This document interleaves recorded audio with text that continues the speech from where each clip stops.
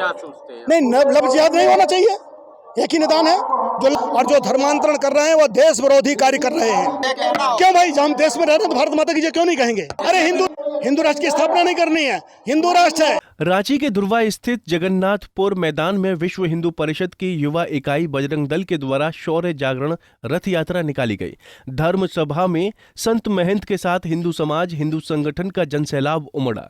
श्री राम जन्मभूमि अयोध्या मंदिर के प्राण प्रतिष्ठा उत्सव के शंखनाद आमंत्रण में हजारों लोग शामिल हुए। क्या चाहते हैं? मेरा ये कहना है कि हिंदू समाज के युवकों से मैंने बजरंग दल के लोगों से आह्वान किया है कि वह अपनी बस्ती में, अपनी गली में, अपने मोहल्ले में यह सर्वे करें, बातचीत करें कि कौन व्यक्ति है ऐसा जो राष्ट्र विरोधी गतिविधियों में संलिप्त है, जो समाज के विरोध में काम करता है, जो पराई बहू बेटी पर नज़र रखता है। इसका सर्वे करें, उसके बारे में समझें कौन है और उसका कैसे निदान करना है, उस निदान के लिए भी विचार करें। तो लव जिहाद जैसी समस्या का निदान क्या सोचते हैं? नहीं, लफ्ज़ जिहाद नहीं होना चाहिए, एक ही निदान है। जो लफ्ज़ जिहाद करने वाले लोग हैं उनको समझना चाहिए कि लफ्ज़ जिहाद ना हो, और जिन परिस्थितियों में लफ्ज़ जिहाद हो रहा है, हम उन परिवार के लोगों को भी बताएंगे कि उनकी अगर कहीं बहू बेटी किसी इस चक्कर में आ रही है तो उसको भी समझाएंगे कि भाई देखो, तुम्हारे परिवार से इस तरह की बातें हो रही हैं, आप भी उसको जरा संकेत करो, समझाओ।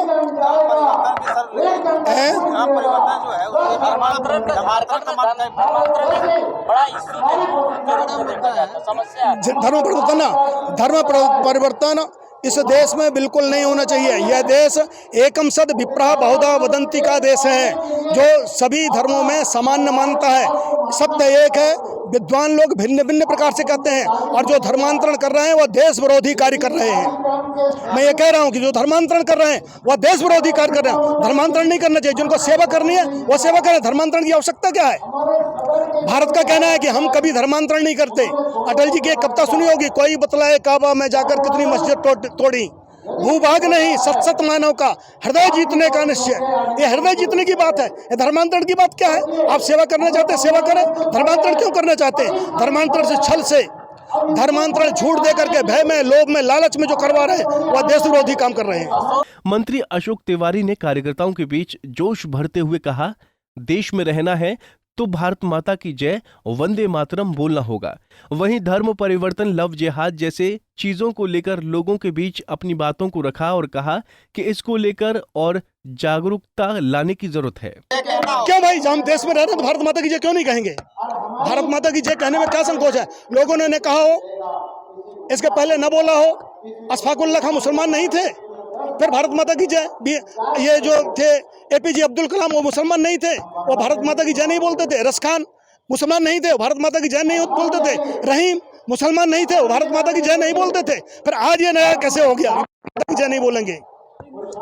यह केवल राजनीतिक विषय हैं। इन राजनीतिक विषयों को ठीक प्रकार से समझाना पड़ेगा।